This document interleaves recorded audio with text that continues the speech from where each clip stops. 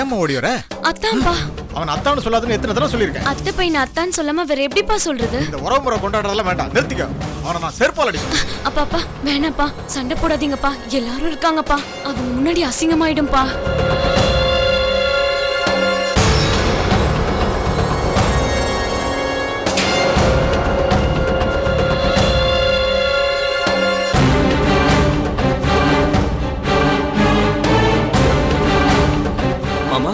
மாமாக்கு பண்ணா வாயை கிழிச்சிருவேன். இப்ப எதுக்குடா வந்த? அதான் வர்ஷாவுக்கு கல்யாணம் பண்ணிட்டீங்கல்ல. அப்பா யாருங்க இந்த தம்பி? தங்கச்சி மகன் செந்தில். அப்படியா? வாப்பா உள்ள வந்து சாப்பிடு. சரிங்க. ஏய், மரியாதைக்கு உள்ள வந்து தலையை காட்டிட்டு டக்குன்னு கிளம்பிட்டோம். சாப்பிட சொன்னாங்க, நீ உள்ள உட்கார்ந்த தங்கச்சி பையனோட பார்க்க மாட்டேன், வெட்டி பொலி போட்டுருவேன். ஓ வா.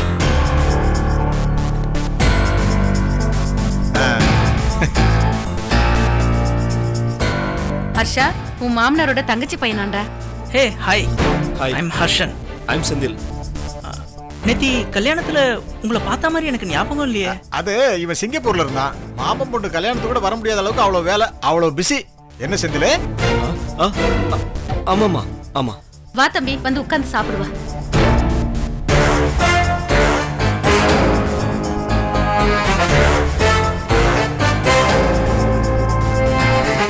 இல்லைங்க, ஏர்போர்ட்ல இருந்து வீட்டுக்கு போகாம அப்படியே நேரா இங்க வந்துட்டேன்.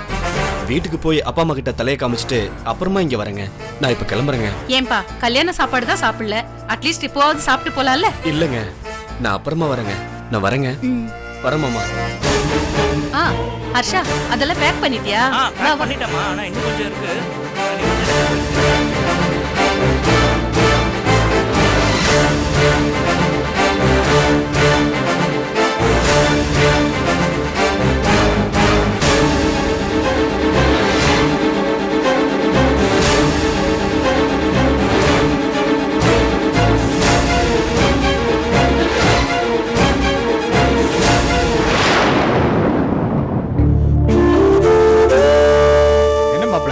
என்ன நல்ல தூக்கமா? ஆமா மாமா, மத்தியானம் நல்ல சரியான சாப்பாடு, அதான் கொஞ்சம் கண்ணை செஞ்சுட்டேன். உண்மைதான் மாப்ள, நானே சாதாரணமா மத்தியானம் தூங்க மாட்டேன். நானே தூங்கிட்டேன்னா பாத்துங்களேன். ஹர்ஷா, என்னம்மா நீ நல்லா தூக்கமா? ஆமாண்டா. சரி, பசங்கள்லாம் எங்க? ரூமுக்கு போயிருக்காங்கடா. ட்ரெஸ் எல்லாம் பேக் பண்ணணுமா, சாயங்காலம் கிளம்புறதுக்கு முன்னாடி வந்துடுறேன். நாங்க மாப்ள, வர்ஷானம் தூங்கிட்டு இருக்காளா? இல்ல, அவ ரூம்ல இல்ல மாமா. ரூம்ல இல்லையா? வெளியிலயும் காணாம, எங்க போயிருப்பா? வர்ஷாட்ட இருந்து தான் வாட்ஸ்அப்ல மெசேஜ் வந்திருக்கு.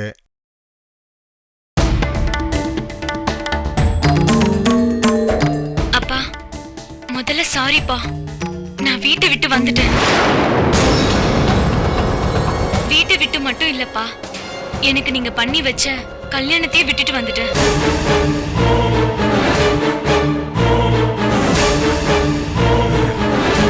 இது உங்களுக்கு ரொம்ப ஷாக்கிங்கா தான் இருக்கும், அவமானமா கூட இருக்கும். ஆனா எனக்கு வேற வழி தெரியலப்பா. நான் செந்தில லவ் பண்றேன்னு உங்ககிட்ட நேரடியாவே சொல்லிட்டேன்ப்பா. ஆனா நீங்க ஒத்துக்கல. இத்தனைக்கும் செந்தில் என் அத்தை பையன், எனக்கு முறை பையன். ஆனாலும் நீங்க என் கல்யாணத்துக்கு ஒத்துக்கல. என் விருப்பத்துக்கு மாறா எனக்கு யாரையோ ஒருத்தரை கூட்டிட்டு வந்து கல்யாணம் பண்ணி வச்சுட்டீங்க.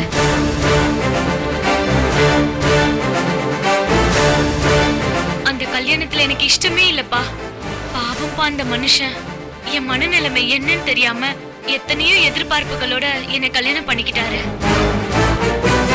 அவருக்கு மனைவியா நடிச்சு காலம் பூரா அவரை ஏமாத்துறதுல எனக்கு விருப்பம் இல்லப்பா.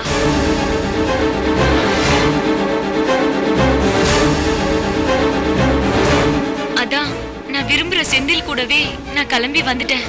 நீங்க அமைச்சு கொடுக்காத வாழ்க்கைய நாங்களே அமைச்சுக்கிறோம்ப்பா. தப்பா இருந்தா எங்களை மன்னிச்சிடுங்கப்பா.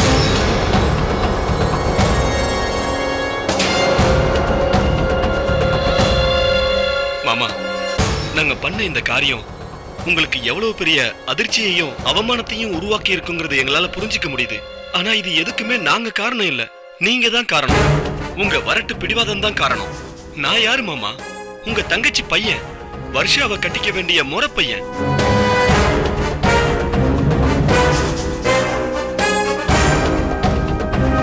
முறை பையங்கிற உரிமையில மட்டும் நான் வர்ஷாவை கேட்கல, வர்ஷாவும் நானும் காதலிக்கிறோங்கிற உரிமையிலையும் தான் கேட்டேன். ஆனா நீங்க வர்ஷாவை எனக்கு கொடுக்க முடியாதுன்னு மறுத்துட்டீங்க.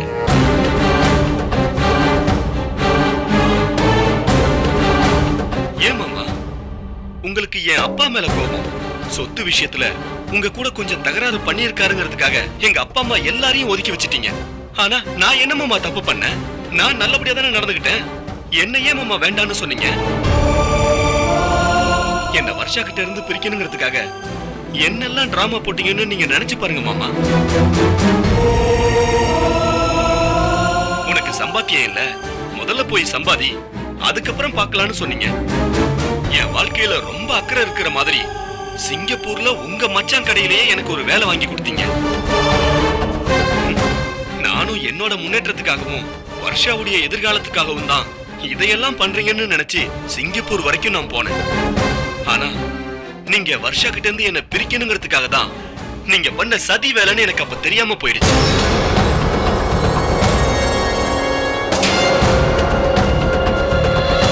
என்ன சிங்கப்பூருக்கு அனுப்பிட்டு இங்க நீங்க வர்ஷாவுக்கு கல்யாணம் ஏற்பாடு பண்ணிருக்கீங்க.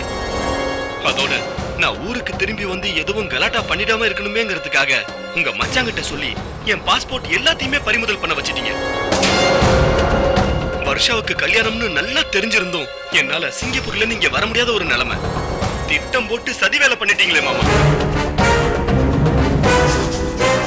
வர்ஷா கழுத்துல தாலி ஏறிடுச்சுங்கிற தகவல் வந்ததுக்கு அப்புறம் தான் உங்க மச்சான் எனக்கு பாஸ்போர்ட்டையே கொடுத்தாரு. பாஸ்போர்ட்டை வாங்கிட்டு கெஞ்சி கூத்தாடி அங்க இங்கன்னு அலைஞ்சி கிடைச்ச பிளைட்ட புடிச்சு கடைசியா இங்க வந்து சேர்ந்தேன்.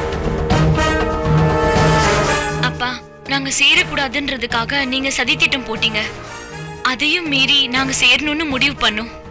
அர்ஷன் கட்டின தாலியை கழட்டி வச்சுட்டு அத்தான் கூட நான் வந்துட்டேன்.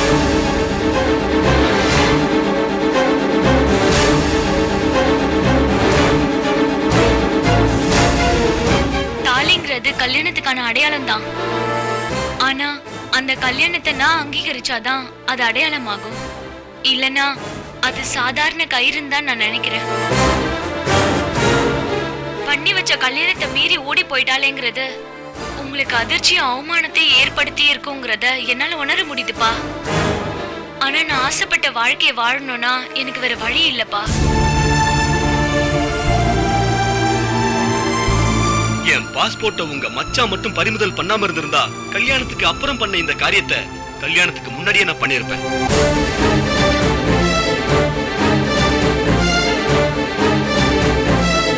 வர்ஷா கழுத்துல தாலி ஏறதுக்கு முன்னாடியே நான் கூட்டிட்டு ஓடி இருப்பேன். அப்படி நடக்க முடியாதபடி நீங்க தான் தடை பண்ணிட்டீங்க.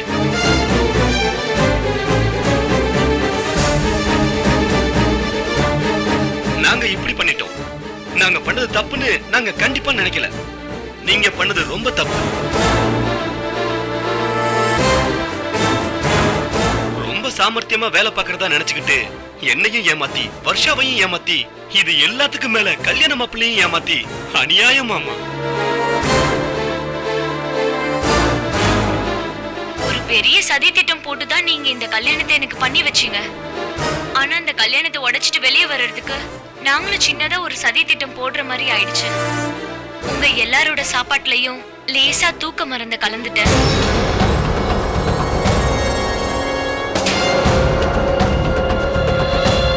அந்த தப்புக்காகவும் ஒரு மகளா உங்களை ஏமாத்தினதுக்காகவும் என்ன மன்னிச்சிடுங்கப்பா.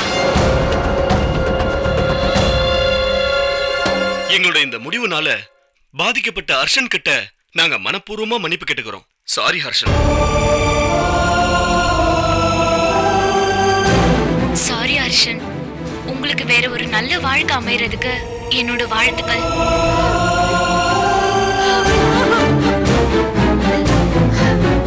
நான் வேற என்ன சொல்றது?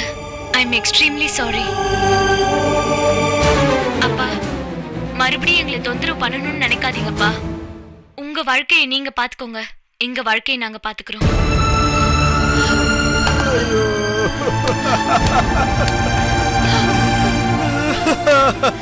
என்னங்க இதெல்லாம்? உங்க பொண்ணு மனசுல இப்படி ஒரு எண்ணம் இருக்குன்னு தெரிஞ்சதுக்கு அப்புறமும் எப்படிங்க என் பையனுக்கு அவளை கல்யாணம் பண்ணி வச்சீங்க? அசிங்கப்படுத்திட்டு போயிட்டாளேங்க. இப்படி ஒரு விவகாரம் இருக்குன்னு தெரிஞ்சிருந்தா இந்த கல்யாணத்துக்கு நாங்க ஒத்துக்கவே மாட்டோமே. ஏங்க மறைச்சீங்க? ஏன் மறைச்சீங்க? நான் நினைக்கலப்பா. புரியாம ஆசைப்படுறேன். கல்யாணம் பண்ணி வச்சா சரியா போயிடும் நினைச்சுதான் கல்யாணம் பண்ணி வச்சேம்மா. அதையே மீறி ஓடி போவன்னு நான் நினைக்கலையம்மா. என்னங்க சாதாரணமா சொல்றீங்க? இது எவ்வளவு பெரிய அவமானம் தெரியுமா? தெரியுதும்மா, தீராத அவமானம்னு நல்லா தெரியுதும்மா. என் தங்கச்சி குடும்பம் சரியில்லை. ஒரு நல்ல குடும்பத்துல தான் என் பொண்ணு வாழ்க்கை பண்ணணும்னு ஆசைப்பட்டேன். என் பொண்ணு வாழ்க்கை ஓஹோன்னு இருக்கணும்னு ஆசைப்பட்டேம்மா. அந்த ஆசையில தாம்மா ஒரு நல்ல மாப்பிள்ளைய தேடி பிடிச்சு கல்யாணம் பண்ணேன். ஆனா என் பொண்ணு இப்படி ஒரு தீராத அவமானத்தை பண்ணிட்டாளேன்னு நினைச்சு என் மனசு தாங்கலம்மா. தப்புதாம்மா, எல்லாமே தப்புதாம்மா. என்ன மன்னிச்சிருமா, என்ன மன்னிச்சிருமா, என்ன மன்னிச்சிருமா. இனிமே மன்னிப்பு கேட்டு என்னங்க பிரயோஜனம்? ஊரை கூட்டி கல்யாணத்தை பண்ணி இவன் தான் பையன் இவ தான் பொண்ணுன்னு எல்லாருக்கும் காட்டியாச்சு. இனிமே அதை மாத்த முடியுமா?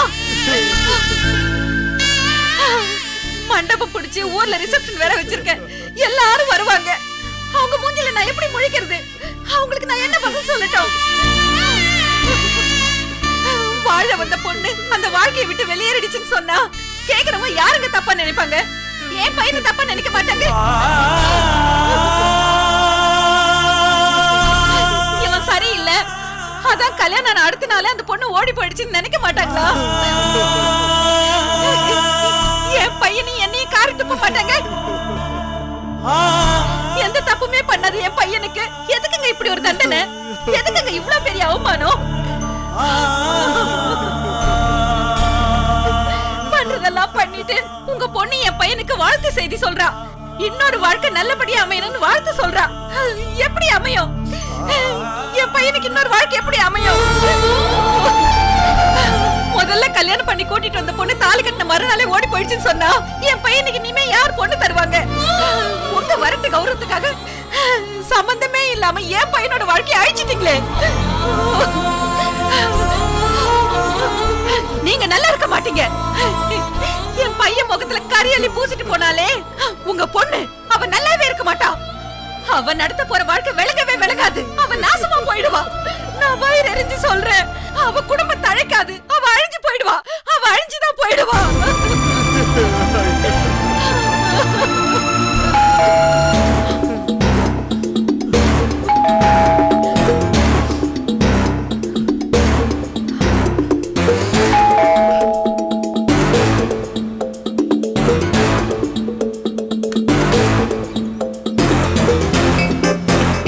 ஹர்ஷா, நாங்க ஊர் கிளம்புறோம்டா. அதான் வந்துட்டு சொல்லிட்டு போலாம் வந்தோம்.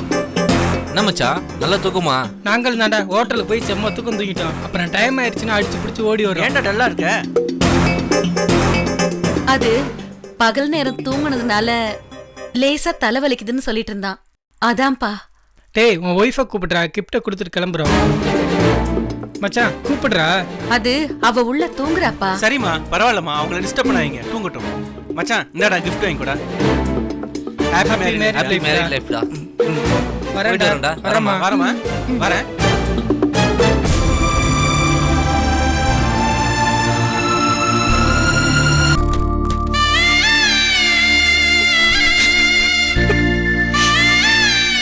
இந்த மாதிரி இனிமேல் எல்லாருமே கேட்பாங்களேம்மா, உன் வைஃப் எங்க போற இடத்துல எல்லாம் கேட்பாங்களேம்மா. அவங்களுக்குலாம் நான் எப்படிமா பதில் சொல்றது? ஓடி போயிட்டாலும் எப்படிமா சொல்லுவேன்? தம்பி என்ன மன்னிச்சிருக்க தம்பி, என்ன மன்னிச்சிருக்க தம்பி, என்ன மன்னிச்சிருக்க தம்பி. இவ்வளவு பெரிய துக்கத்தை உங்க தலைமையில ஏத்துறதுக்கு என்ன மன்னிச்சிருக்க தம்பி, என்ன மன்னிச்சிருக்க தம்பி, என்ன மன்னிச்சிருக்க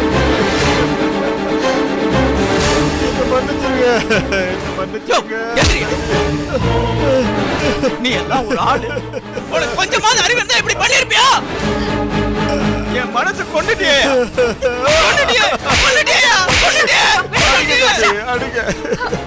தப்புதான் தம்பி, தப்புதான். என் பொண்ணு இப்படி செஞ்சது தப்புதான் தம்பி. இப்படி ஒரு சண்டாளியை பத்ததுக்கு நான் அடி வாங்க வேண்டியதுதான். எனக்கு துரோகம் பண்ணதை விடுங்க, உங்களுக்கு துரோகம் பண்ணிட்டாளே. என்ன அடிக்க தம்பி, என்ன அடிக்க தம்பி. நீ பண்ண தப்பு தான்டா பெரிய தப்பு. அடுத்த மனசு படுற வேதனை பத்தி எந்த கவலையும் படாம ஓடி போற மாதிரி வளர்த்துருக்க பாரு. அதுதான் பெரிய தப்பு. அதுக்காக ஒன்னதான் கொல்லணும்.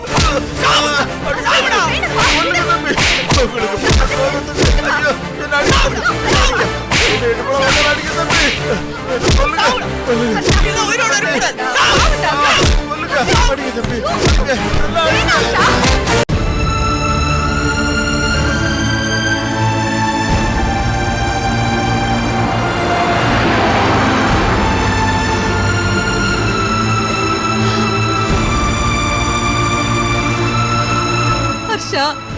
அசிங்கமா போச்சுமா. ஒரே நாள்ல இவ்ளோ கேவலப்பட்டு போயிட்டேன். வேண்டாம்டா, அத பத்தி இனிமே நினைக்கவே வேணாம். எப்படிமா?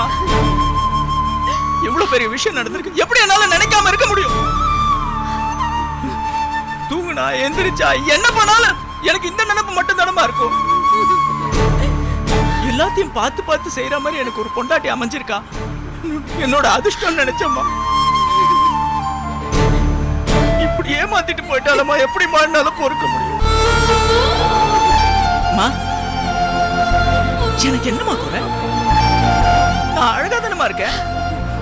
வேண்டான்னு ஒதுக்கிட்டு போற அளவுக்கு எனக்கு என்னமா குறை? நல்ல படிப்பு, பெரிய கம்பெனில வேலை, நல்ல சம்பளம், சொந்த வீடு, வசதியான வாழ்க்கை. இது எதையுமே அவன் மதிக்கலையம்மா. தூணு மூஞ்சில துப்பிட்டு போயிட்டாலுமா. நான் வேஸ்ட்மா. நான் கல்யாணம் பண்ணி வந்த பொண்ணை கூட என்னால இம்ப்ரெஸ் பண்ண முடியலனா ஜீரோ. அவ்வளவுதான். ஐயோ, இப்ப ஊருக்கு போனா எல்லாரும் கேட்பாங்களே, ரிசப்ஷன் வச்சிருக்கோம், கேக்குறவங்களுக்குலாம் நான் என்ன பதில் சொல்லுவேன்? இப்ப ரிசப்ஷனை கேன்சல் பண்ணாலும் ஃபோன் பண்ணி கேட்பாங்க.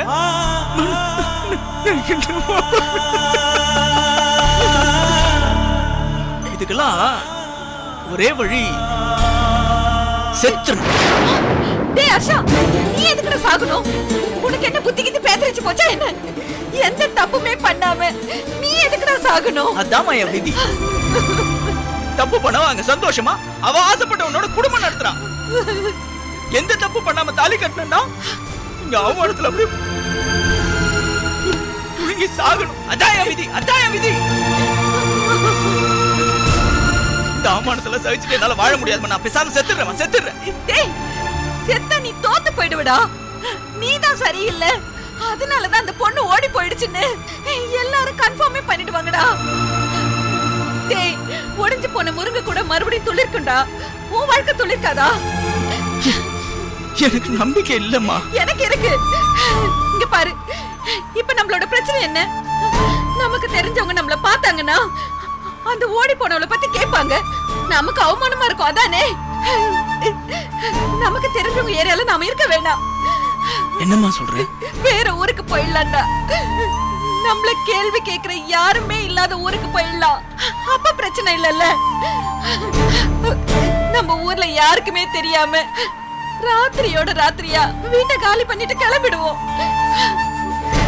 வேற ஊருக்கு போய் செட்டில் ஆனதுக்கு அப்புறம் பழைய வாசனை எதுவுமே இல்லாம உனக்கு ஒரு புது வாழ்க்கை அமைச்சு தர வேண்டியது ஏன் பொறுப்புடா?